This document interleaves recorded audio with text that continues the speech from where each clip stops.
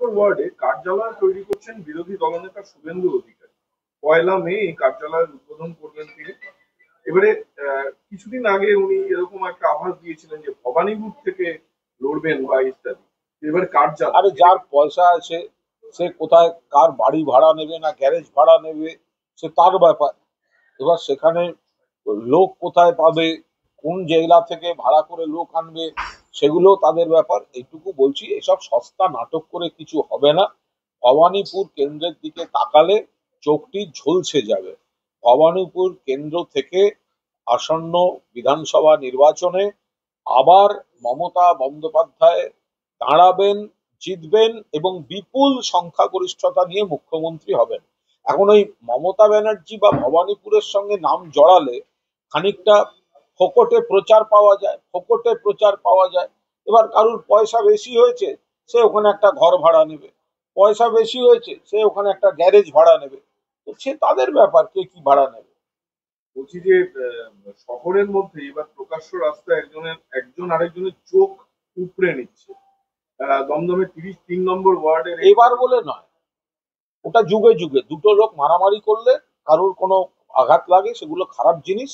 তাহলে এরম নয় যে জীবনে প্রথমবার কোথাও কারোর সঙ্গে রাস্তায় লোকের মারামারি হচ্ছে, এটা যদি হঠাৎ কেউ বলে যে এই প্রথম বাংলায় রাস্তায় কারোর সঙ্গে কারোর মারামারি হয়েছে, তাহলে এটা অত্যন্ত হাস্যকর।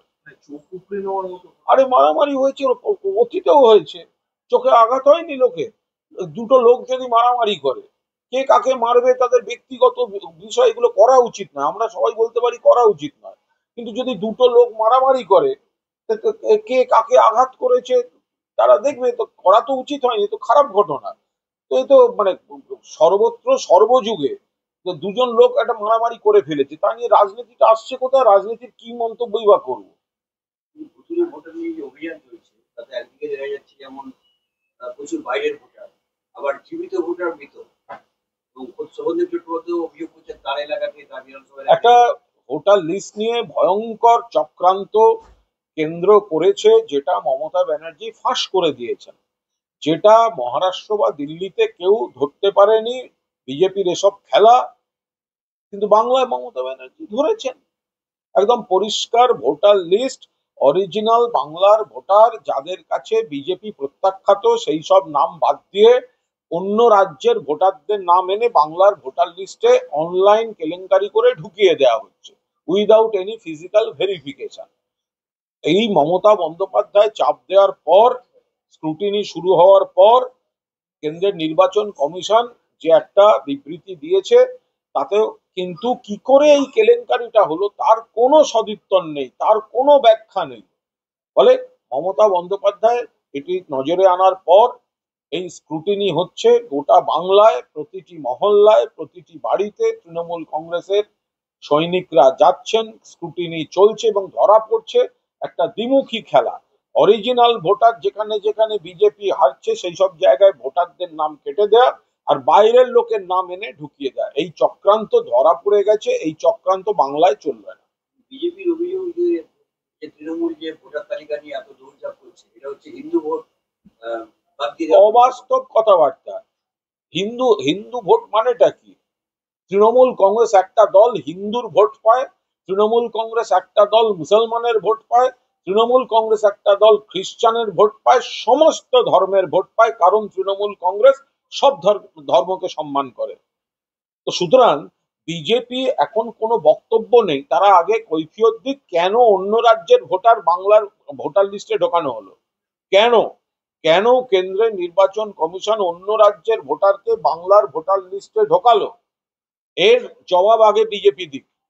মমতা বন্দ্যোপাধ্যায় এই এত বড় কেলেঙ্কারিটা সামনে এনে দিয়েছেন, ফলে আজকে বিজেপি সাংবাদিকদের কি বলছে, ধরা পড়ে গেছে, ধরা পড়ে গেছে তাই এখন নানা ধরনের বিকৃত প্রচার করতে হচ্ছে।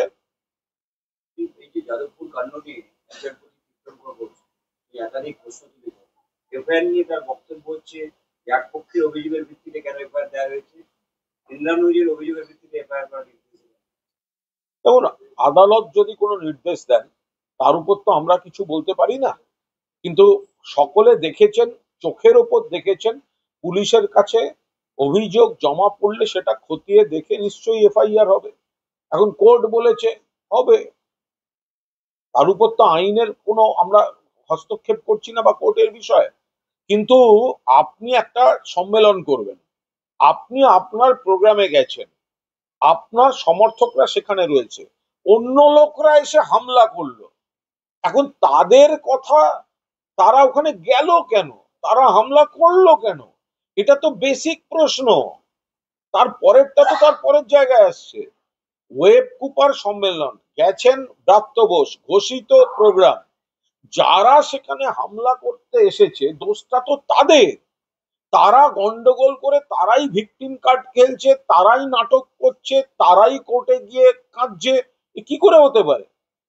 তো সুতরাং নিশ্চিতভাবে যাদের দায়িত্ব জবাব দেওয়ার, প্রশাসন বা আইনের দিকে আমাদের যে প্রতিনিধিরা আছেন, তারা যথাযোগ্য পদক্ষেপ নেবেন। এই ছাত্রদের আন্দোলন নিয়ে বিচারপতির একটা বক্তব্য যে প্রতিবেশী রাষ্ট্রের মতো যেন আমাদের এখানে অবস্থা না হয়। সেটা তো অত্যন্ত উদ্বেগজনক, ঠিকই বলেছেন।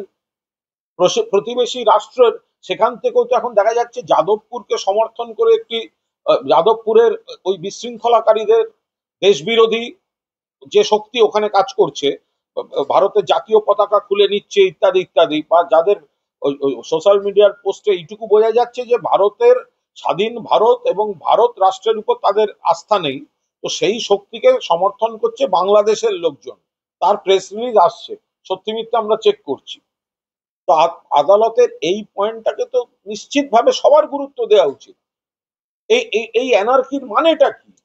একটি সংগঠন সম্মেলন ডেকেছে, শিক্ষামন্ত্রী যাচ্ছেন, একটা ঘোষিত প্রোগ্রাম একটা জায়গায় হচ্ছে, সেইখানে দল মিলে গিয়ে যদি হামলা করা হয়, সেইখানে যদি অরাজকতা হয়, সেখানে যদি শিক্ষামন্ত্রীকে খুন করার চেষ্টা হয়, সেখানে যদি শিক্ষামন্ত্রীকে জখম করার চেষ্টা হয়, শিক্ষামন্ত্রীর গাড়ির উপর হামলা হয়, তো এই অরাজকতা কেন, মানে কিসের জন্য? তো সেখানে নিশ্চয়ই তাহলে এই অংশগুলো, এইসব ক্রিয়াকলাপে আদালতের কোথাও মনে হয়েছে যে প্রতিবেশী রাষ্ট্রের যে উচ্ছৃঙ্খলতা, হামলা কালচার, সেটা এখানকার কারুর কারুর মধ্যে দেখা যাচ্ছে, সেই জন্যই এই কথাটা বলেছেন। এখানে রাজ্য সরকার কখনো চায় না শিক্ষা প্রতিষ্ঠানে পুলিশ ঢুকুক বা পুলিশের কোনো অপারেশন থাকুক। সেই জায়গায় এই সৌজন্যকে যদি কেউ অপব্যবহার করে থাকে, তো তাহলে সেটা তাদের ব্যাপার। বাকিটা আইনের চোখে যা বিচারপতি মহামান্য বলেছেন, নিশ্চয়ই সরকার পক্ষ থেকে তাদের বক্তব্য জানাবেন। এখানে আমাদের রাজনৈতিক কোনো বক্তব্য নেই, আমাদের একটাই বক্তব্য, সেটা হচ্ছে ঘোষিত ওয়েব কুপার সম্মেলন, ঘোষিত প্রোগ্রাম শিক্ষামন্ত্রীর, সেখানে তারা ঢুকে এসে, তার মধ্যে আবার অনেক বহিরাগত, তারা হামলা করেছে। ঘটনাটা হচ্ছে এটা, ফলে হামলাটা করাটাই হচ্ছে গুন্ডামি। তারপরে ভিকটিম কেড়ে কার্ড খেলে নাকি কান্না, মাওদের সঙ্গে সিপিএম হাত মিলিয়ে আছে, মাওদের সঙ্গে সিপিএম হাত মিলিয়ে আছে, দেশ বিরোধী ভাবনা যাদের সঙ্গে, তাদের সঙ্গে হাত মিলিয়ে আছে সিপিএম। যারা বুদ্ধবাবুকে কুৎসিত ভাষায় কুকুর টুকুর বলে পোস্ট করেছে, তাদের সঙ্গে গিয়ে মাখামাখি করছে মোহাম্মদ সেলিম ছবি তুলতে যাওয়ার জন্য। ফলে এগুলো তো সব অরাজক শক্তিগুলো গোলমাল করার জন্য হাত মেলাচ্ছে। সেই কারণেই কোর্ট এই অবজারভেশন দিয়েছেন। এই যাদবপুরে যার অভিযোগের ভিত্তিতে এফআইআরটা করা হয়েছে, সেই অভিযোগকারী কোনো ঠিকানা পাওয়া যাচ্ছে, ঠিকানা সেই অফিসটা পাওয়া যাচ্ছে? বলতে পারবো না, এটা পুলিশ প্রশাসনের বিষয়, বলতে পারবো। আমি একেবারে যাদবপুরের ভেতরের ঘটনা নিয়ে কোনো মন্তব্য করব না, আমাদের ছাত্র শাখা বা তারা এটা বলতে পারবে।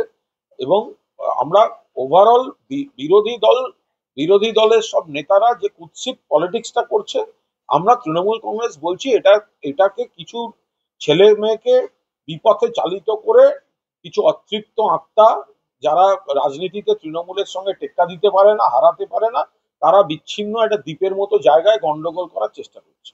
বলছি যে রাজ্যপালের দায়ের করা মানহানির মামলায় মুখ্যমন্ত্রীর আইনজীবী হিসেবে সঞ্জয় বোসকে অপসারণ করে সেখানে কল্যাণ বন্দ্যোপাধ্যায়, মূলত রক্সান মন্ডলকে নিয়োগ করা হলো, তারা কল্যাণ বন্দ্যোপাধ্যায়কে নিয়োজিত। এ বিষয়ে আমার কোনো মন্তব্য নেই, এটা হাইকোর্টের বিষয়।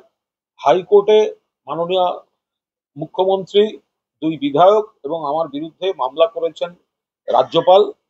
তো এখন মাননীয় মুখ্যমন্ত্রীর হয়ে কে লড়বেন, এটা সম্পূর্ণ তার ব্যাপার, তাদের ব্যাপার। মানে এখানে আমার মন্তব্য করার কোনো এখতিয়ারই নেই। আমি এই মামলাটায়, যেহেতু আমার বিরুদ্ধেও এই মামলাটা রাজ্যপাল করেছেন, তাই আমি ওই মামলা লড়ছি। বাকি কে কার হয়ে লড়ছেন এ নিয়ে আমার কোনো মন্তব্য নেই। আমাদের কি এই মাসের শেষে অমিত শাহ আসতে পারেন। দিল্লির এই সমস্ত পরিযায়ী নেতারা হচ্ছে তৃণমূলের লক্ষ্মী। এগুলো যত যাতায়াত করে তত তৃণমূলের জয়ের ব্যবধান বাড়ে। এই বিজেপির পরিযায়ী নেতারা একটু ভোট ভোট ভোট ভোট গন্ধ এলেই এই যে তাদের যে ডেলি প্যাসেঞ্জারই বাড়ে, তো এরা যত আসবে এরা তৃণমূলের কাছে লক্ষ্মী। তার কারণ এরা আসা মানে বিজেপির ভোট কমে, সিট কমে। 21 সালে ডেলি প্যাসেঞ্জারি, 24 সালে ডেলি প্যাসেঞ্জারি, তো কি হয়েছে? ফলে এদের দেখলে আমাদের মানুষকে বোঝাতে সুবিধা হয় যে এরা হচ্ছে বাংলার বিরোধী, বাংলার অর্থনীতিকে ভেঙে দিতে চায়, মানুষকে বঞ্চিত করতে চায়, প্রাপ্য দেয় না, বাংলার সংস্কৃতিকে অপমান করে এই লোকগুলো। ফলে তারা যত আসে তত তৃণমূলের সুবিধা। বলছি, সুকান্ত মজুমদার তিনি একটা কথা বলছেন, একটু প্রশ্নটা একটু বড় আমি রাখছি। তৃণমূল সরকার কেন্দ্রীয় ওবিসিদের বাদ দিয়ে একপাক্ষিক ভাবে তৃণমূল সরকার কেন্দ্রীয় ওবিসিদের বাদ দিয়ে একপাক্ষিক ভাবে সুবিধা দেওয়ার জন্য জাতিভিত্তিক সমীক্ষা চালিয়েছে, যার ফলে 88.49% মুসলিম সম্প্রদায়ভুক্ত প্রকৃত পিছিয়ে পড়া জনগোষ্ঠীকে উপেক্ষা করে সরাসরি ভোট ব্যাংক রাজনীতি। বিকৃত, ভিত্তিহীন ব্যাখ্যা, মানুষের কাছে ঠেক না পেয়ে তৃণমূল কংগ্রেসের উপর দোষ দেওয়ার জন্য সম্পূর্ণ বিকৃত মানসিকতা, ভেদাভেদের মানসিকতা নিয়ে এই ধরনের মন্তব্য। প্রাথমিক নিয়োগ দুর্নীতি মামলায় যারা সুপারিশের ভিত্তিতে চাকরি পেয়েছিলেন এবং যারা সুপারিশ করেছেন 132 জনের একটা তালিকা সিবিআই তৈরি করেছে এবং সিবিআই সূত্রে খবর দিয়ে এদের একে একে সবাইকে ডেকে জিজ্ঞাসাবাদ করা। তদন্তের ব্যাপার তাদের বিষয়, এখানে আমরা কোনো রাজনৈতিক মন্তব্যই করব না। যদি কোনোভাবে কেউ কোনো অনিয়ম করে থাকেন এবং সেটা যদি চিহ্নিত হয় এবং সেটা যদি তদন্তকারী এজেন্সি নিরপেক্ষভাবে, আমরা বারবার জোর দিই যেটা কেন্দ্রীয় এজেন্সি নিরপেক্ষ নয়, তো নিরপেক্ষভাবে যদি তারা তদন্তের কাজ করে আমরা এখানে কোনো মন্তব্যই করতে যাব। একটা নিয়োগ দুর্নীতি মামলায় বিজেপি নেতা অরুণ হাজরা তার নাম আছে এবং চার্জশিট তার নামে পেশ হয়েছে এবং তাতে বলা হচ্ছে যে নিজের হাতে দিয়ে একটা চুক্তিপত্র করেছিলেন সুজয় কৃষ্ণ ভদ্রের সঙ্গে, যেখানে তিনি 78 কোটি টাকা তাকে দিয়েছেন এবং এর মধ্যে 45 কোটি টাকার কাজ করে ফেরত দিয়েছেন সুজয় কৃষ্ণ। চার্জশিটে এটা আমি একেবারেই বলতে পারবো না, কারণ কোনো এজেন্সি সে কি চার্জশিট দিয়েছে, যার বিরুদ্ধে দিয়েছে তিনি এবং তার আইনজীবীরা বলতে পারবেন। এটার সঙ্গে রাজনীতি কোনো সম্পর্ক নেই। ফলে আমি এটা নিয়ে কোনো মন্তব্য করব না যে বিষয়টা জানি না। আইনের বিষয়, কোর্টের বিষয়। সিবিআই কারোর বিরুদ্ধে একটা দিয়েছে চার্জশিট, তাতে কি লেখা আছে বিস্তারিত তাও জানি না। ফলে যার বিরুদ্ধে অভিযোগ তিনি বা তার আইনজীবীরা এর উত্তর দেবেন। সেখানে কোনো রাজনৈতিক অসঙ্গতি থাকলে পরে মন্তব্যের অবকাশ থাকে, এই মুহূর্তে কোনো মন্তব্যের অবকাশ নেই। পানাগড় কাণ্ডে উপযুক্ত তদন্ত আদালতের দ্বারস্থ হলো তোমরা যেতে পারেন, 100 বার যেতে পারেন, এবং পুলিশ নিরপেক্ষভাবে তদন্ত করছে। পরিষ্কার সত্য উঠে এসছে যে এর মধ্যে কোনো ইফটিজিং, পানাগড়ের ঘটনায় কোনো ইফটিজিং, মহিলাকে নির্যাতন এরকম কোনো ব্যাপার নেই। বরং মহিলার গাড়িটাই চেস করছিল অন্য গাড়িতে, দুটো গাড়ির যেরকম একটা রাস্তায় দুর্ভাগ্যজনক যে রেষারেষির বিষয়টা হয়ে যায়, তার সেই রেষারেষিতেই তারপর একটি গাড়ি উল্টে দুর্ঘটনা ঘটেছে। কিন্তু কারুর যদি তার কন্যা হারিয়েছে, ফলে তিনি যদি যেতে চান কোর্টে সেটা তার ব্যাপার।